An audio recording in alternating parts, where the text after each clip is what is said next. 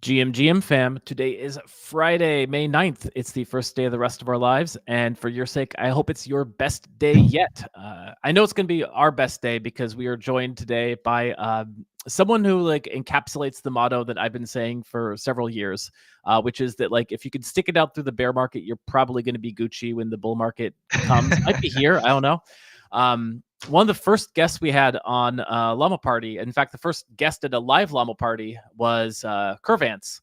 And Curvance has continued to be building like crazy. We're catching up just a bit before the show went live, and the amount of traction they've already gotten on just the Curvance testnet would be the envy of most L2s or even like L1s. So really excited to catch up with them. Before we do, check out the sponsor of this week is Yearn, aka Burn, Bearn, with the important message that burn sucks. This might be some Gen Z slang I'm not familiar with. I think it means like they're sucking liquidity into the Yearn ecosystem. Whatever it is, we've got a pretty fun system that we built out off the back of the Llama contracts right on leviathannews.xyz. So you can bid for the Squid Pass each week. It's a utter bargain, although no one wants to really bid because Squid price has been doing like some good stuff in the bull market. So no one wants to get rid of their Squid, but you can bid with ETH as well. So, go for it. Take a look at all the auctions we got rolling through. Check out our website in general because we got a lot of updates coming to the website. You can go there, bid on auctions, see all of our past live streams. You can even earn some Squid for crowdsourcing the news with us. And then, of course, check out the QR code burn.sucks. Let's get to the main course here. OX Mai of Curvance. How are you doing, sir? I'm doing well. Bit sleep deprived as we prepare for launch, but things are going well. I'm certain that you've got like a million things on your plate because you're very close, like T-minus just a couple of months away from actually going live. Now, I think the last time we talked, you were building an omni-chain money market. Is that still the vision, or has it expanded even further? Yeah, I mean, we still have this vision of like being the connective layer between chains, but I think what we realized was we wanted to, I guess, build the best product we can, not only from the multi-chain angle, but also like the, I guess, monolithic, like I want to use this because it's the best, not because it's omni-chain or, because it's a little more convenient or whatever. You really need the product to succeed in like every vertical.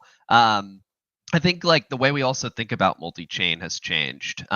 We see a lot of people that really focus on like one ecosystem. You have a lot of people that are really interested in Monad, a lot of people that are really interested in ETH or Base, Barachain, Hyperliquid, like all these different chains that kind of are more insular. So I think like for us, the way we want to roll things out is also a lot more intentional. Got it. Makes a lot of sense. And then now I've not been super following Monad, but is that where the action is now? That is where the action is. There's a lot of people excited about that. I think as I speak on a day where ETH's up like a gajillion percent, but I think a lot of people have at least like on the application development side haven't been like super happy with like the Ethereum Foundation. They've largely shouldered a lot of or pushed a lot of the initiative on the application side to like layer twos, to kind of be their like BD arm of sorts. Yeah, and I think a lot of alternative layer ones have seen a lot of success. Obviously, we see Solana do really well. Hyperliquid's done really well. Barachain, I know a lot of people are have differing opinions there, but I think they've been doing very well as well. And I think Monad is also likewise going to do very well. So I think some of these like alt L1s, have seen a lot of like, I guess like success in their own verticals. So Monad being this like high throughput, single slot finality, rebuilt the EVM from basically the ground up, like on the database side, consensus side, propagation of data, like everything basically. And it's been really powerful in testnet and something exciting for us. Yeah, let's talk about the testnet because the testnet's been live for maybe a year at that point. Yeah, I guess it's been about a year. Obviously when we first started rolling it out, it was like very bare bones and like over the next 4 months of that period, then we rolled out from private to public, and then we've been focused on building out more of the features, making the UX better. Like the next probably month and a half, I would say is pretty much exclusively focused on UX improvements. And also scaling solutions. Like we had this period where when we released the Monad testnet deployment, like all of our scaling solutions like blew up because we had like so many. I think we had like a peak of like 150,000 unique users in a day. Like a Wow. lot for like a crypto app. So I think that was like the second day or third day of Monad testnet, and we were on this program Versal that is really good when you have like a small amount of users, but when you like get above like a certain level, it like completely blows you out on like pricing and things like that. So I'm like, I was getting on a plane for New York, and we're like trying to switch over to AWS and like get everything like, okay, we need to compress the images down so we don't save as much data and send it to people, and then like get this giant bill. So testnet's been great, but there's been this kind of ebb and flow of like new features, new integrations, scaling, and then it just kind of we keep like going around in that like triangle, I guess, of different initiatives. And now the scaling's been great. Like we were able to get everything like sorted on that side. So even if we need to scale 5x, we could. Most all of the features are live. There's one or two more things coming over the next few months, but largely it's just been UX. We passed, I believe we're at over 2.1 million unique addresses in testnet. I think we're north of 250 million transactions in testnet now. And I haven't tracked TPS broadly, but I know on Monad we've been doing around 29 TPS. Now that's skewed between like the application itself and like the wallet embedded game we built, Pump for Gains. And I would say probably like 80% of that is Pump for Gains, maybe 85, something like that. So yeah, it's been a lot of fun as we do these like side quests towards launch. Anything to delay launch, right? Yeah, no, it's so funny because like most of the projects I know are like trying to throw points at people for using their app. And just to keep your bill down, you might be the only project that might need to throw points at people for not using the app. Exactly. Incentivize people to stop. Like, okay, so so that's like a really good sign if you've built out a game that is so much fun that people are playing with it, even if it's just on testnet, right? Or is there like an incentivized reason why people like if they get high scores in this game, they might get something on launch, or It's a like good why question. There what's was nothing that people initially got for it. We did like a short campaign over a few weeks where people that did like interacted with it a lot and did like the most reps in that period had like basically slots in a lottery to get some points. But that was like, I think we did it for like 2 weeks of like however many months we've been live with that, and that was very much like something we did like whenever people use something and then they like are like, oh well, I'm gonna get something for this, we were like, oh shit, like we got to do something now so they don't like feel bad that they like had this anticipation. So that was more so just like for us to test out new tech, specifically like integrating wallet embedded or wallet embedded into the application, an achievement system, and like a live leaderboard mechanism. So those were like three things that we wanted as part of like our go to market. Specifically, like I think UX and crypto, you really need people to have like that convenience factor of like they could choose how they interact with stuff if they want to use like an embedded like whatever Privy wallet or Turnkey wallet or any of these different things. They can, but they also can just have a wallet generated for them. Like I think that's like where the future's going. So we need to make sure all these systems are in place and tested and everything before we go to market. Okay, so you're saying that a lot of these users might not even realize they're interacting with the blockchain. They just showed up to play a game that their Well, no, friend no, said was a cool I think game. they know. I mean, they're there because like it's the new Curvance thing. But like what I think the end goal is whatever 2027, 2028, 2029. Hopefully we've gotten things to a level where like someone can on ramp, off ramp, and basically not even know like what MetaMask is or Rabby is or these different types of things. I think that's where a lot of applications are looking to go, right? You have like different teams rolling out almost like debit card, credit card options like EtherFi. You have all the like different payment system, like rail systems like Plasma being built out. Yeah, there's just a lot of cool stuff around this like wallet abstraction. Yeah, I think it was one of the things that made me most bullish on Friend Tech was it seemed like when I was using it, it was an app that was like, oh, this is actually like something I could send to my parents and they wouldn't need to like fuss with wallets. It just looks like a social app. So I get it, and I think we'll definitely see a lot more of it. All right, so this is Arbitrum Sepolia Mhm. I connected to. I was having some trouble connecting to Monad because I don't have any Monad Oh yeah, testnet tokens. he's broke. But well.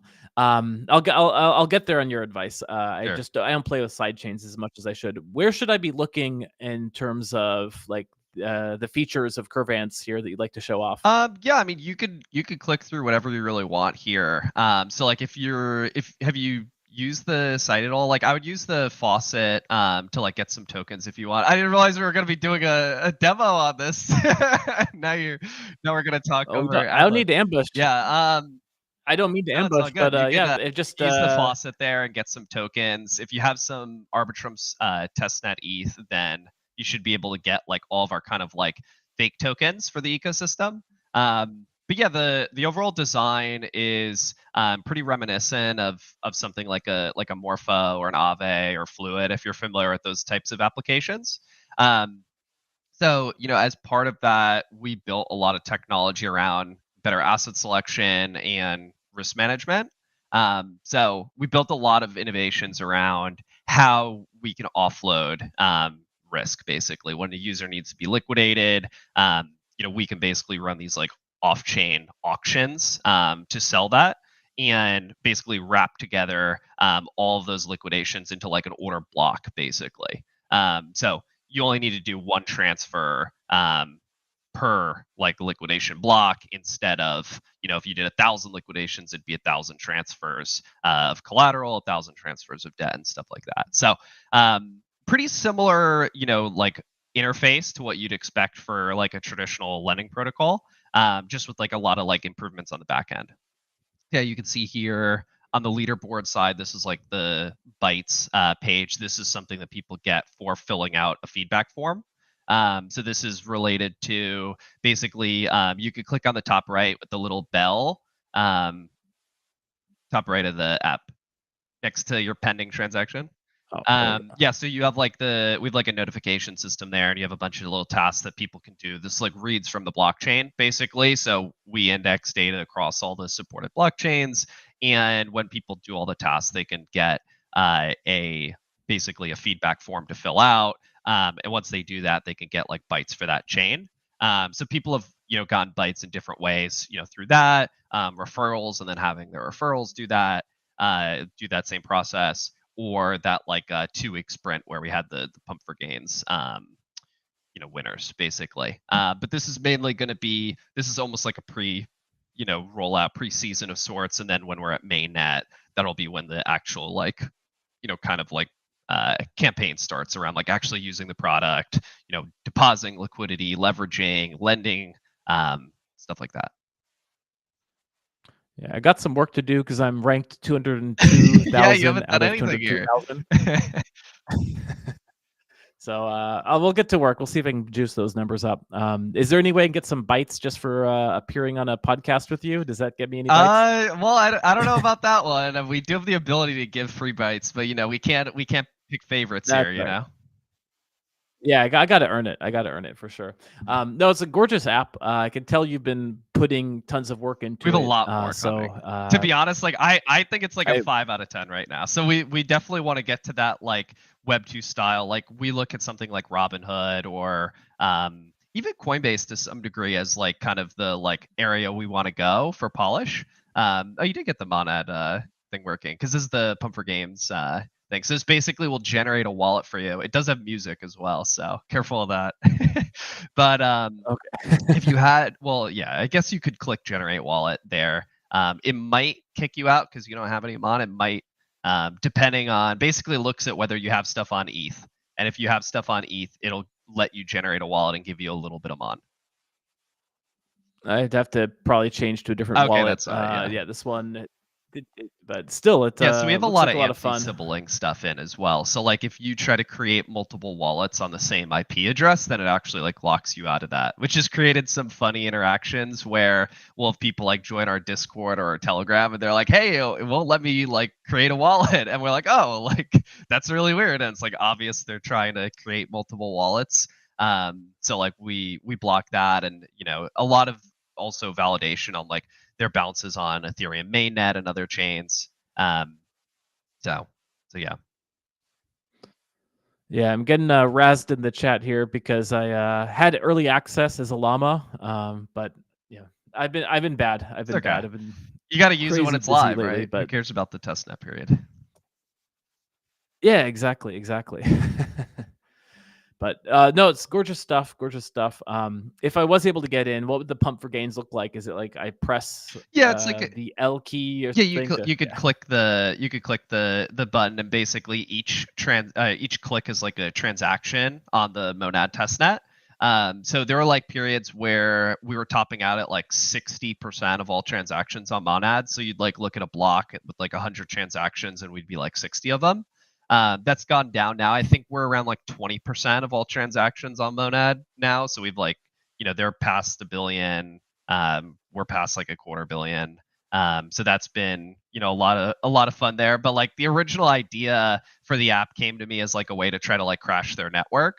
Because basically that's what the team asked us to do. They're like, can you like find a way to like strain the test net, right? Like for performance scaling and all that stuff. So I was like, okay, well, how do we make an app that like just pushes out like a ton of transactions, right? And I was like, okay, well then why don't we have this little mascot Floppy? Why don't we make him like bench press or something? And like you're like clicking to make him bench press, and those are transactions. So that's the idea.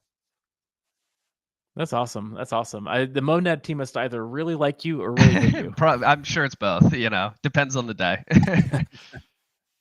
It reminds me of I'm old enough to remember Crypto Kitties, or at least my grandpa told me stories about Crypto Kitties when like it was something like also 60% of Ethereum mainnet transactions for like the earliest days of Ethereum. So maybe you'll be there with Monad. There you go. There you go. Yeah. Yeah. I mean, we definitely look at like where a lot of the industry was, and like also where like Web 2 has gone as like kind of our own, like these are the things we want to try to like not so much replicate, but like can we learn from them, right? Like what really resonated with people in like early Ethereum days, or like what convenience factors, you know, do people have in like Web 2 TradFi style products that they don't have in Web 3 today, right? Because like I think everyone really loves the rails, like stable coins and you know, like kind of owning your own stuff, right? That like freedom to transact. But there's still like a lot of problems, right? So it's like, what can we learn from the Crypto Kitties days and you know, other industries and stuff to like make a better product for people? Yeah, definitely, definitely. So you're talking about going live, hopefully, let's say next few Yep. months. Yeah, we don't have like an exact date And because we'll get in trouble. You know, if we miss it, of everyone's course, gonna be like, "You suck." So we always keep it tight to the chest. But yeah, soon TM. yeah. But when you guys do go live, like what are your expectations for launch, or like what would be like the like success case for all of you in terms of like what you'd like to have? Is it like certain benchmarks in terms of TVL, in terms of active users? Like what realistically would a good launch for Curvance look like?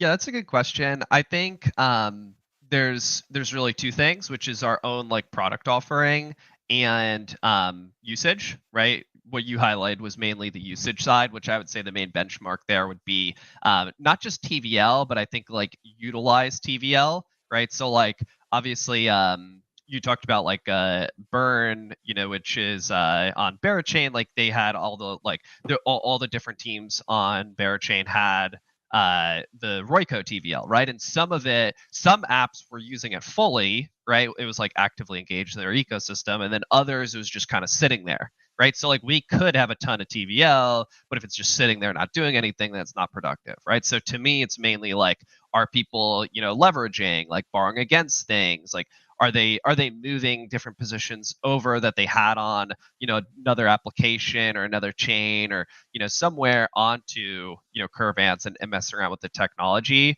But our North Star is, or at least mine personally, is 20x leverage on Bitcoin for spot.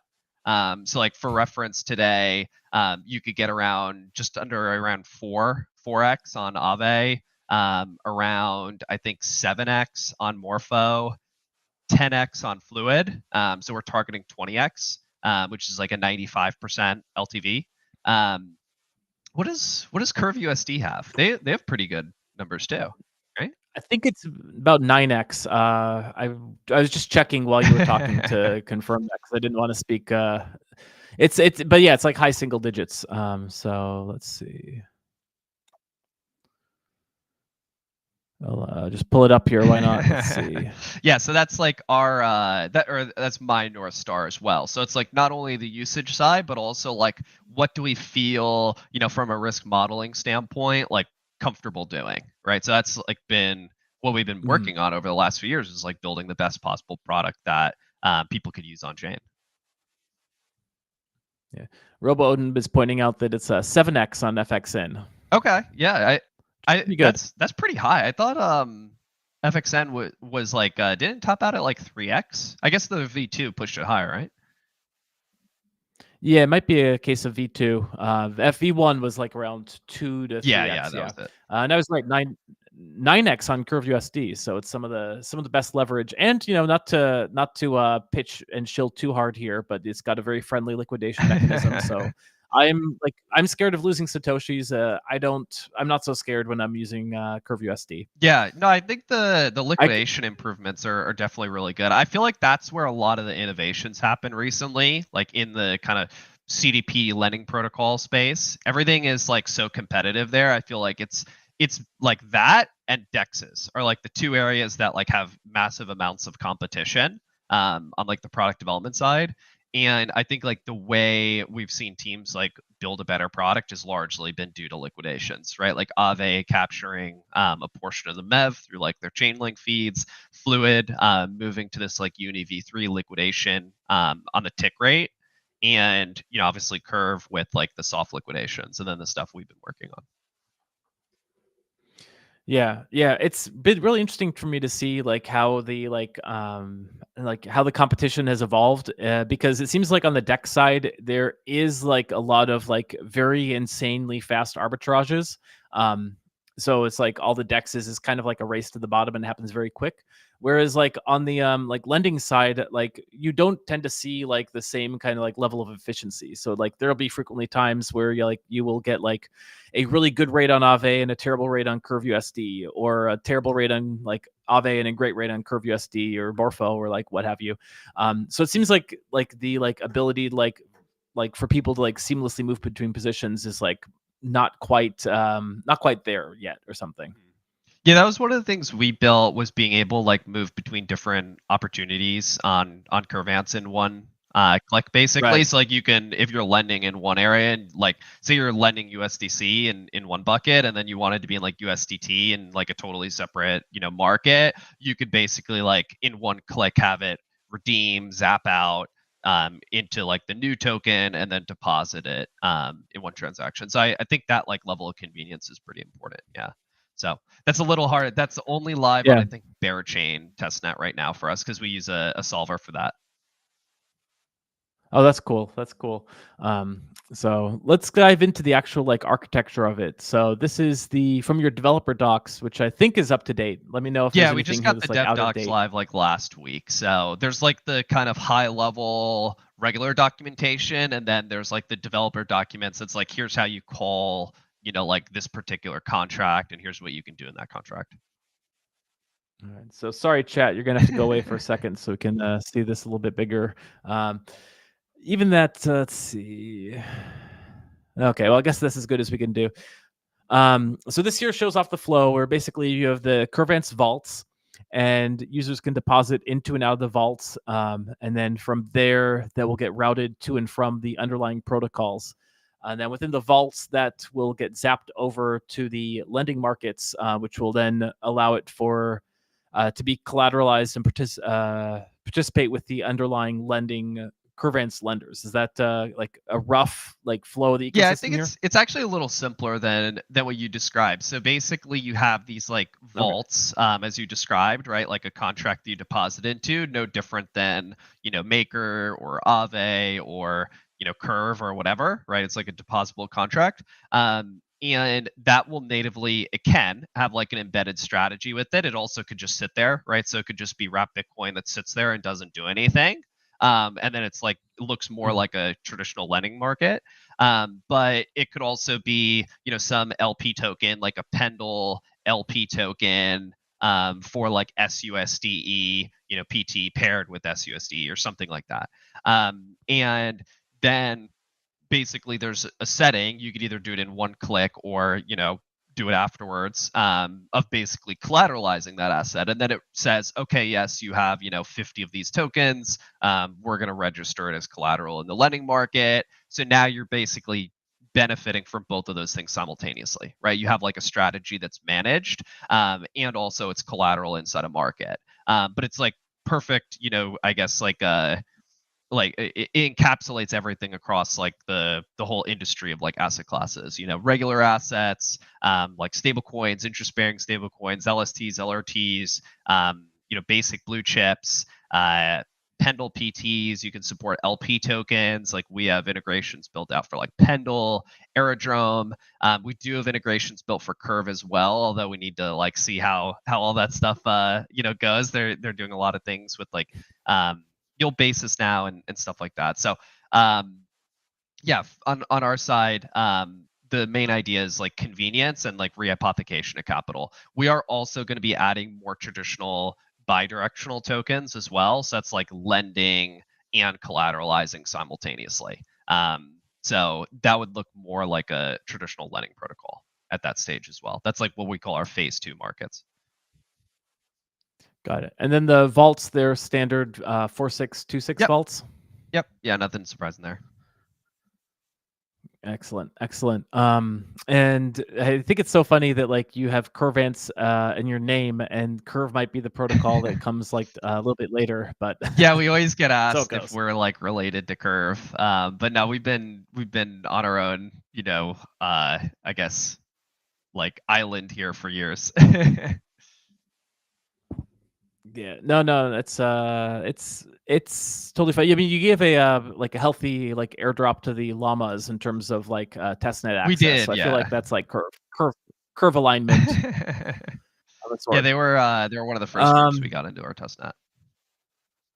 Okay, so let's look at the actual like liquidation, because you're talking a bit about the Curve USD soft liquidation earlier. What does the like Curvance liquidation look like? I have it up here. It's a lot of words, and I'm functionally illiterate, so Yeah, you're explain also it to me. looking at like the granular documentation. So, I spoke on it a little bit when you're using the app, but basically the big unlock is we run these around like 300 milliseconds, so like 0.3 second long uh, order flow auctions. So, what that might look like is like there's a particular asset like Bitcoin being liquidated, and that repayable token is say USDC.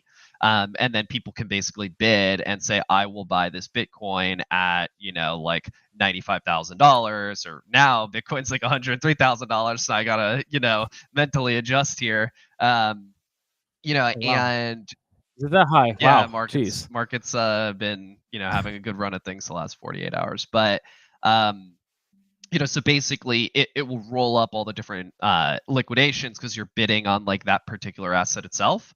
And it uses account abstraction ERC4337 to then basically ensure that the bid they placed is delivered on. So what does that actually look like? You might be liquidating a user, and the liquidation penalty that you bid was 0.5%. And of that, you said you were going to give back 0.4%, right? So then you do that liquidation, and it checks to make sure you gave back 0.4% of the principal that you got, as part of that transaction, right? So as of right now, that's paid in the native gas token of a chain. So that would be like Mon, on Monad, or ETH on Ethereum, or Bear on Bearchain, for example. And uh, basically all of the, like, I guess, characteristics of those liquidations are dynamic. So as I said, like the penalties, which normally those are hard coded, right? If you look at, you know, any platform really, it'll say if you get liquidated for this thing, you'll pay a 2% penalty or 5% penalty or 10% penalty or whatever the number is. Whereas we'll say it could be anywhere from, say, 0 to 10%, right? So if the winning auction is 1%, then it's 1%. If the winning auction is 7%, then it's 7%. If it's 0.1%, then it's 0.1%, which means that it's like way better on a volatility adjusted basis, right? Because if it's low vol, not much is happening, it's going to be a very low penalty because they could just arbitrage it. If it's like insane liquidation cascade, everyone's pulling their bids, the penalty is going to be a lot higher. So it's like way better at pricing risk, basically. And also like the amount of the position also is like dynamically calculated. So there's like this like dynamic calculation and then like a fallback equation on chain if the technology was down for whatever reason. But I think the big unlock is what I said before about rolling up the liquidations, right? So if you do like, say, 1,000 liquidations on, you know, like whatever different platform, normally what will happen is that's going to be 1,000 separate liquidations. You're like, I'm going to liquidate and I'm going to liquidate CurveCap, and I'm going to liquidate, you know, all these people, and it's done individually. You transfer the debt to repay their loan, and then you receive a portion of their collateral. Whereas we roll it all up. If you do 1,000 liquidations, it prices the assets once, it does one debt asset transfer and one collateral transfer, right? So that it saves 999 transfers for each of those, you know, actions, and then also like the pricing. So the net is it's around 10 times more efficient. Not because we really care too much about the gas side, but more about throughput.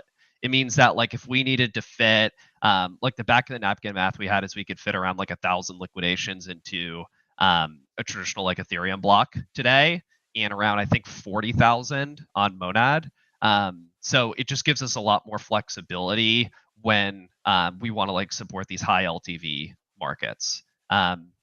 So that's like we're almost at like the mathematical limit of like what you could theoretically do, because like there's some amount of math you need to do on chain, but we're doing a lot of extra computation off chain and then rolling up everything on chain. So that was like the big piece for us. That was like, this is how we build a product that's going to be, you know, able to stand the test of time. Sounds like you're really expecting some major liquidation activity coming soon. Well, at least if you're you ready for it. spike up the LTVs, that means more churn, right? More people get liquidated. Yeah. So yes. Makes sense. No, interest rates. Let's also dive into interest rates. So it's dynamic interest rates, and it's a function of pool utilization, usage multiplier, and time decay. Like, do you talk about like how you came across this formula? Yeah, so this is just something I came up with. It's like most things that you know we built with the protocol. A lot of it was actually while I was talking to Drake Evans while he was at Frax and designing Fraxlend. You know, this idea of like a dynamically adjusting interest rate was first tried with, I think it was Kashi, or I might be butchering that name. It was like Sushi Swap's lending market. Um, and there was like a lot of ways to improve it, which was like what ended up being like the Fraxlend model. But obviously we've been able to look at like what's been successful, what, you know, has had issues in, you know, like the broad landscape of innovation around interest rates on chain. And, you know, one of the things that we saw was that like this was really good. These models that people were building were really good about adjusting upward, right? If there's a lot of usage, like the I'm sure you remember this when the Curve founder was like you know, almost getting liquidated. Like I don't remember which time it was, but there was like that period where like the Fraxlend interest rates like were going up a lot, and like for like a few hours he was paying like over 100% APR. But like that was really good about adjusting upward when it needed to go back down, right? Because like people came in and lent, and you know, like the interest rates were supposed to come down. It's a lot slower, or it doesn't adjust as effectively. as on the upward swing, and that's what this like decay mechanism aims to fix. Like without going too in the weeds on the math, it's just like trying to make the interest rates more flexible. You know, the real goal here is like how do we build a system that like doesn't need people constantly watching it and like changing configurations and stuff, because that's really what we're trying to build with like, you know, blockchain technology, right? Is these like programmable contracts that no one needs to, you know, manage day to day. Yeah, definitely. And speaking of which, let's get into the oracles, which Wow, is you're going through where everything somebody. here. Well, you can't release developer docs and expect I'm not going to read them, right? Yeah. Yeah, this one's pretty easy. I feel like we might have actually spoken about this like long ago, but the idea here is like oracles in general are like a trusted source of information, and most teams will use like one oracle. And I always found that to not make a lot of sense because like then you have this single point of failure. Which is why you also had Right. people try to build these models where they use no oracle, which I think is also not like really scalable or a good idea. To me, it was like pretty obvious to just go the other way. Well, why don't you just add some redundancy like people do with validators, right? I mean, we're not going to have 500 oracles like you would 500 validators, but going from 1 to 2 is like a huge improvement, right? Because these things are right. You know, they're reporting data 99.99% of the time. So as long as you have some redundancy check, you know, as we describe it here, like this kind of abnormal pricing, you know, fix, then you feel a lot more confident, like I guess in the data you're getting in. So the idea there is it takes the better of the two oracle prices for basically the protocol. So if it's valuing a borrower's collateral, it'll use the lower of the two, and when it's looking at their outstanding debt, it'll use the higher of the two. And then if the prices like diverge very heavily, like one says this guy's collateral is $100 and another one says it's 1,000, it's gonna, you know, basically freak out. Like the example I would relate it to is like in traditional finance, where if the market goes, you know, down a lot, like there's circuit breakers, right? Like 7%, and then like it pauses. That happened a lot during COVID, where the circuit breakers kept getting hit from the market going down. That's kind of a similar thing here. If like suddenly the oracles are freaking out and you know the prices are all wrong for whatever reason, or someone's trying to manipulate it to exploit something, it just blocks, you know, first redemptions and new borrows. But if it's really bad, it can even pause liquidations. Because there have been some cases where like oracles misreport. Like the one I normally would bring up is Chainlink had this price feed misreport on Arbitrum for Lido ETH, and it like I think made the ratio like 50% because it was pricing basically Lido ETH versus regular ETH. It reported as like 50% higher than it should, and it basically blew everyone out on Silo Finance.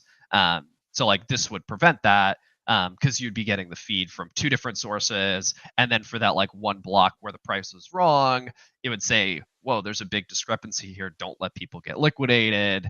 And then like as soon as the price went, you know, back down, then like it would, you know, liquidations open back up, and it's all permissionless. Right. And you're going through and going to at some point release multiple audits. I'm assuming closer to like going live, those will all hit public, but you're going with Trust Sec, you're going with Y Audit, Trail of Bits, Cantina. So I'm sure that if there's any issues with the Oracle design, they would have said Yeah, something. no, Oracle's honestly has been like one of the areas where like we've had almost no problems. Some of the adapters where like we're integrating with like a specific Oracle, there might be like, oh well, like this is, you know, you can add some extra security here, whatever. I would say like the most challenging pieces to audit, definitely like the new, you know, kind of market design stuff, because like all of our codes from scratch, right? So I think we have like over 16 or 1700 tests written now, which is like a lot. You know, it's like we probably have like more written in tests than most protocols, like their actual code base. So you know that part's been good. I would say it's mainly been like some of the new market logic and this like vaults being able to be collateralized and stuff like that. Because historically, like people have tried to support ERC 4626 vaults as collateral in the past, and there's like a lot of like pitfalls there. So we had to basically review like every hack that's happened in the past and be like, okay, do we get screwed by this? No. Okay. Do we get screwed by this? Okay, maybe we need to fix this. Like, do we get screwed by this? Okay, no, we're good. You know, and so on. Got it. So on the governance side, the Curvance DAO, which isn't live yet, I believe, Yeah. but they're going to be responsible for things like adding new assets, collateral caps. Is that going to be their primary responsibility of the Yeah, DAO? I view it very similar to something like Aave DAO. Like I think the ACI has done like a really good job there. Like Aave is one of my favorite teams. So we, Here, it, here. we view them as like kind of the like best I guess like on-chain governance platform that really exists today. I think there's like a lot of like different DAOs and stuff that have like governance theater, which I'm not gonna name names, but like I'm sure there's there's a lot of like groups where people are like, okay, this is all like made up, and people are just the parties that be will just do what they want here. Basically, we want to be much more like the former, like the Aave than some of the latter there. Um, so yeah, that's all like future state stuff. Obviously, we are talking on like the risk curation side. We will have like a risk steward role. So like as like new assets, get listed and stuff. Like how do you do that configuration? Some of these things like Pendle assets like might need a little more hands-on. Like curation of like loan to value ratios and things like that. So yeah, the DAO will be like a big part of that. That's cool. That's cool. That's all right. So then the like people who are futzing around testnet might get some CVE tokens, Yeah, maybe. and Well, then we'll the see. CVE We'll see. tokens can be locked. Yeah, maybe you never know. Yeah, it's a possibility. It's possible to get nothing. CVE tokens. Correct me if I haven't seen this in the doc, so maybe I missed it. Like, is it going to be like a locking mechanism for VLCVE to participate in Yeah, governance we don't or have something anything like in the that? docs, but it's like a more, I guess, sophisticated version of like the curve like VE system. Yeah. But probably a shorter locking window than 4 years. Yeah, it's 1 year. Yeah, you One could year. mess around with some Okay. of this stuff in testnet there. So the idea is like we want it to be long enough where it's like a meaningful decision, but not so long that the tokens are Mhm. effectively burned. Because I think everyone looks at it as like my curve tokens, like I'm never getting those back. Like they just leave it at the 4 year Right. lock. Whereas like with 1 year, you can get them back. And there are some like early unlock mechanisms and like decisions to make with like token emissions and stuff. There's like we tried to build like a closed system that a lot of token systems, it seems like they're just finding out ways to get people locked tokens to take them off the market, and they're just like praying that there's enough demand to keep up with inflation. So we tried to be I guess a little bit more cognizant of like how do you build a long-term sustainable system. That's great. That's great. So, I mean, this is you've built like this like super full featured like complete like let's call it like a new DeFi primitive. And it only took several Yeah, years. it only took And how like a many tenth of samples? my life. But you got to be feeling like super excited that it's like finally going to be light at the end of the tunnel. Yeah, I think that in general, like startups in general, which is what like crypto protocols are very fickle. People oftentimes will be like, you should move really fast and launch something small and see if like there's demand for it, and then you like keep iterating and stuff, which I don't necessarily think is like the best feedback for like crypto, because one, things move very fast. Two, there's very little like product mode in terms of like on-chain code, right? Because people will just fork, code and stuff. So like in my head, when you launch stuff, it needs to be extraordinarily meaningful and a market improvement over other things out there, because otherwise like people will always just chase like the best incentives, right? Like to me, like that's why something like hyperliquid has done so well, is like it is a market improvement as a product compared to everything else, right? And they took their time to bring it to market, and then shipped very aggressively, and I view Curvance as very similar there, right? We've taken the time to build a bunch of new systems and optimize them. And we're avid DeFi users ourselves, so we know how to make like we know what a good product looks like. And yeah, we're bringing that to market. took longer than I would have liked, but I think like this is the case where getting it right out of the gate is really important. So the conspiracy theorist in me is thinking that all you're doing is just like putting in ice and waiting for markets to finally go up so you can launch into a bull market. It's And they can actually be like, so hey, look, funny because like anytime the market goes up or down, like I get like a flurry of messages that are like, oh, like you guys should launch, or oh, you guys shouldn't launch, like like so definitely I can usually tell how the market's doing from people messaging me. So yeah, we're in one of those sprees now where everyone's like, okay, well now you need to launch, and we're like, okay, it actually works this time. yeah, I mean, just like I'm only like tangentially involved in this launch, but the Open Stablecoin Index launched like just like over a week ago, right at like the kind of like bottom for Ethereum.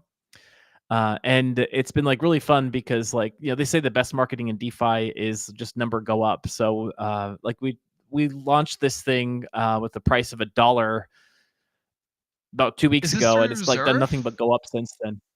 This is through Reserve. Yeah, it's I know that you've been too like heads down building, so you might not We have like the caught Reserve the guys. news here. Oh yeah, big fan of Reserve. They've been absolutely crushing it. And they launched this new like DTF thing where you can do like baskets of different tokens. So the like through the Leviathan news community, they launched the Open Stablecoin Index, Very cool.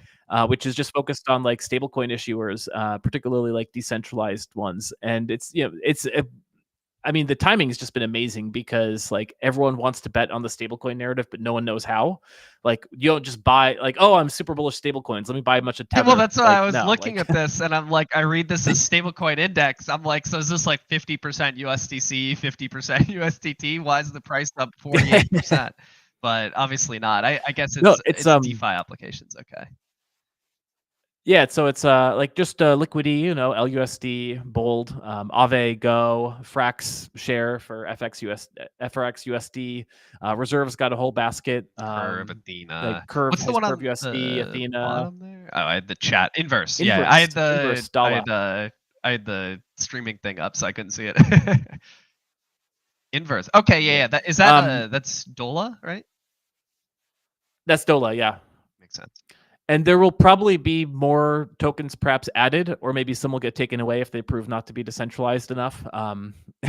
That's for governance to decide. Like I have like a very small amount of governance token, governance power relative to like the people who have been like locking and stuff like that. But I just bring it up because it's like it just so happened to launch at like just the right time That's where it's got awesome. that beautiful chart that's only going up.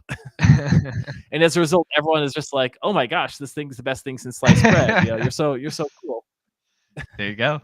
It's easy. Like I So don't know why yeah, all these DeFi founders don't do that. Just make the number go up. yeah, just wait for the absolute bottom, call it, and launch. Like that's all you have to do.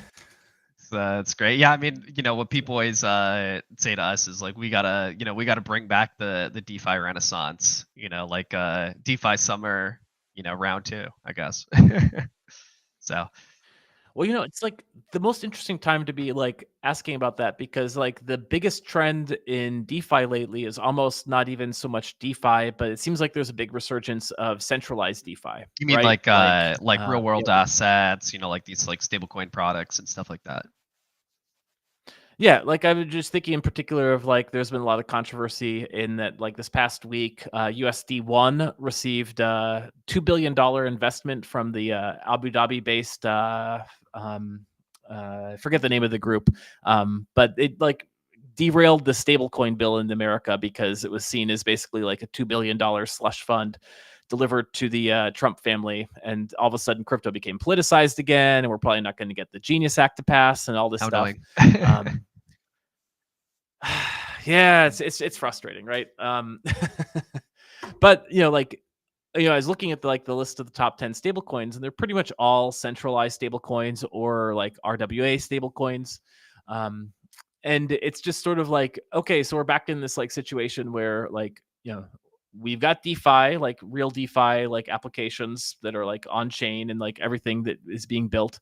And they're doing well. But then there's also like this like pocket of like pseudo C DeFi that's doing very, very well and having a much easier time bridging money on chain. So I don't know. This is just like a long, like rambling way of asking, like, what are you seeing as the trends in DeFi as of Q2 2025 here? Losing track of time there, huh? Yeah, on I am. time flies. Yeah, for I see the floppy disk, and I think it's still 1985 again. yeah, that is kind of the funny thing with us is like it's kind of at the point now where people don't even like like a lot of the younger generation wouldn't even like know what a floppy disk is or what it looks like, so they just like kind of see it as like a like that's the Curvance logo. Um Or the save icon. They say it's the save icon. That's true actually. Yeah, I didn't even think about that. But I was yeah, so I was asking some compatriots. Yeah, for the I was like, "Do you know what this is?" They're like, no, go on. I'll finish after. "Oh, that's it." I was just asking some Gen Zers, like, "Do you know what this is?" And they told me it's the save icon. So I was It's like, funny. "Okay, that's a good answer." Yeah, so on the stablecoin Well, you side, need to tell this. Wait, sorry to interrupt. You should tell people that it's how you stored the original source code for Curvance when with you the first save started writing icon. it. Oh, you're No, saying like like we you were like saved storing it with the floppies. yeah, all the smart contracts on a floppy disk. I mean, you could like smart contract code's like pretty small. So I think you could, Exactly. yeah. Um, Pretty funny. But yeah, so Like, on the stablecoin side, I think in general, like it's like people always look for like how do they get like the most bang for their buck, right? Like fundamentally in anything in life. And that is like especially true in finance, right? And the reality is like centralized stablecoins are 100% collateralized, right? Like you put $1 in, you get $1 of stablecoins, right? Whereas like on chain stablecoins, you just can never get to that number, right? Like Dai could never take like $100 of ETH and give you $100 of Dai, right? There needs to be some like, interest rate mechanism there, liquidation mechanism, like things you don't necessarily need to worry about with like a centralized stablecoin. Um, so it becomes like a very different product offering there. Um, it's hard to scale that to the same levels that you'd have like USDT, USDC, or as you said, like these real world asset, treasury backed, stable coins like what Securitize is putting together and stuff like that. Or Frax or any of these different teams. So I think you're going to continue to see things move towards those like centralized stablecoins. I personally think a lot of like everyone's like, how do I get exposure to stablecoin growth? And a lot of people like look at these like stablecoin issuers like investing in them. I mean, Tether obviously like prints money hand over fist. They're like kind of the exception. But like most other stablecoin businesses aren't really making that much. Like, I remember Circle was doing their public, like they were doing the IPO, like disseminations, right, on like the financials and stuff of the business. And it turned out that they were basically, giving away almost all of the interest to, teams like Coinbase and stuff like that. So it's like it seems like there's a race to the bottom on like stablecoin margins, but everyone knows stablecoins are going to be really big. So it'll be interesting to see how that kind of shakes out, right? Like, can the stripes of the world like push everyone else out and like maintain some form of margins, or are we going to have like very small margins for all the stablecoins down the line? But I think for the other part of your question, which was like where do we what am I most excited about with DeFi, crypto, all that stuff, I think is really just about like building products that interact, like interoperability. I feel like people have talked about that for years, but you almost have like none of that really happening until the last like 12, 18 months, right? Like you have a lot of new things that are these more like integrated systems, right? You have like Fluid embedding like a DEX with like a lending protocol. You have obviously now you have like principal tokens from Pendle on Aave.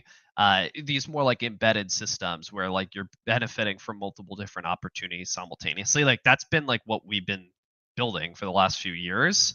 Um, and we're seeing confluence there, right? Like there are other teams starting to add those different opportunities into their own product offering, right? Like even something I already mentioned them, but Hyperliquid is another example where you have like spot perpetuals, embedded with now a chain. Now they're doing this like permissionless perps listing. Like there's a lot of these offerings that people make that are much more deeply embedded systems, and I think that's just like better for the consumer, right? When they have like the opportunity to go to one place and then benefit from like many different opportunities simultaneously, right? Whether that's just truly different features, right? Like I can swap tokens or synthetics or whatever, or like multiple layers of yield or opportunity stacked together. So I think that's going to be like the next, big, set of innovations, right? Through us, through other teams. Like the sort of supermarket one-stop shop for everything.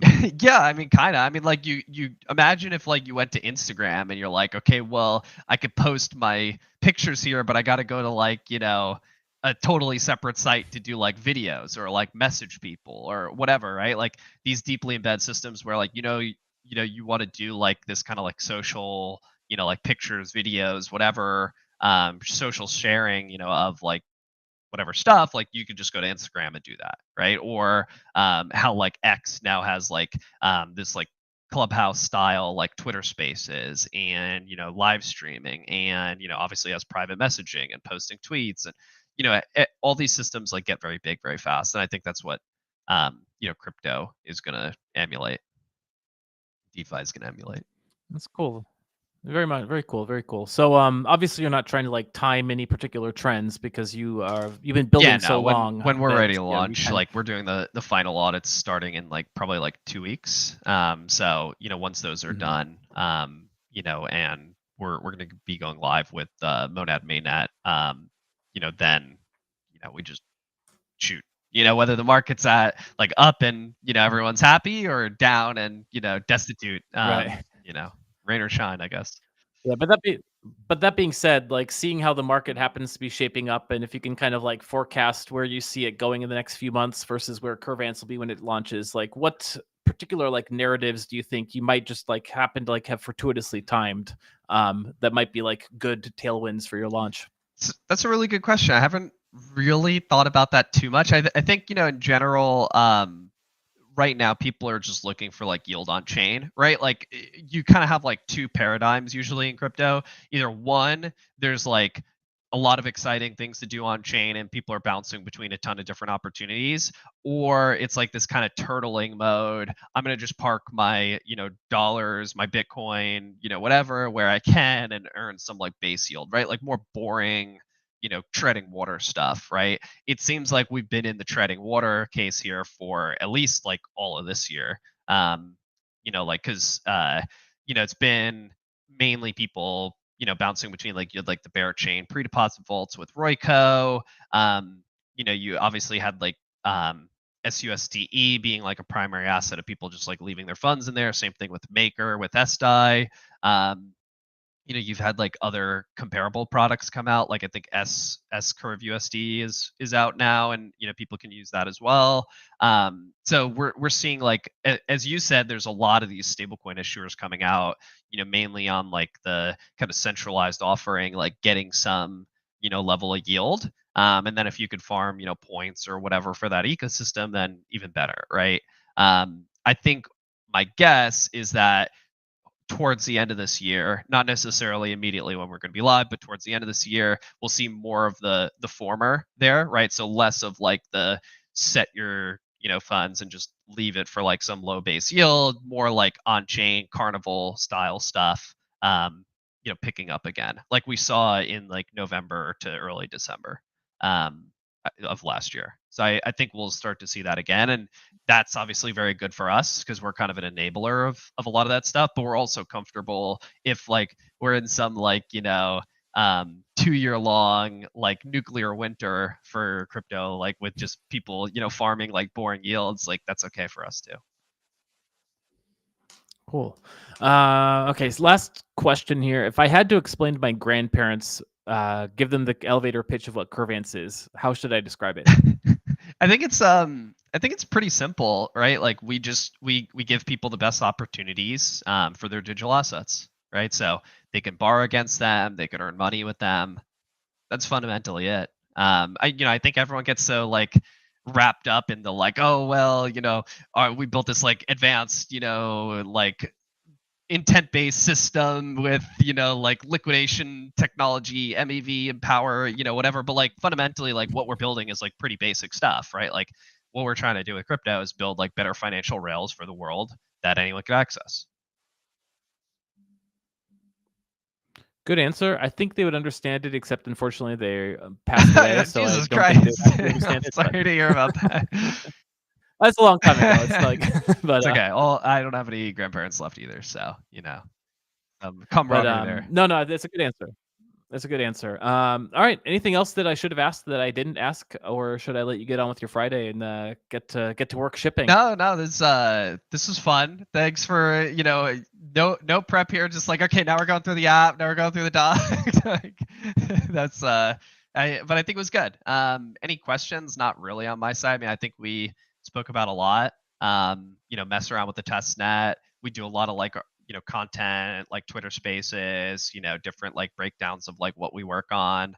Day to day. Like we post like weekly updates. So we got like a bunch of new things in the pipeline, like light mode for the DApp. We're also like redoing the navigation bar to be at like the top, so there's more like spaciousness. We have like improvements coming to like the portfolio page, markets page, doing some optimizations around leaderboard. There's like I think we have like 25 or 26 like improvements like currently being worked on for the next like call it 3 or so weeks, 4 weeks. So lots of UX improvements coming into the pipeline. Now that scaling's out Oh, of the you've way. done absolutely. Yeah, you've done a phenomenal job of like giving updates to the community, like listening their feedback, building based on what they say, and like I think if you do that in crypto, you're gonna like get nudged in the right direction. So I think you're doing fantastic work, and I'm Appreciate really that. excited to see what comes out. Thank you. All right, friends, it has been another successful Llama Party. I hope whatever you have in store for your Friday, it's going to be a fun one. Make sure to check out Burn Sucks at this QR code. And the auction did expire for next week's QR code while we were talking. So join us next week for some more amazing live streams, news from crypto, and there'll be a new Squid Pass holder at that point. Other than that, check out leviathannews.xyz. My, where should people find you? Well, on Twitter, I'm OXMai, and obviously the Twitter account of Curvance here. Curvance, right? You got your name right there. So chop off the E cap and then add ANVCE at the end. It's the worst way to talk All about right. it. I imagine a lot of people who are watching this can like just see it in the title. So Oh, yeah, there you go. at Even Curvance, easier. look for the floppy disk. Yeah. Look for the floppy disk. Good stuff there. Check out their test net. And other than that, squids, we will catch you on the next tide. Have a good one, everyone.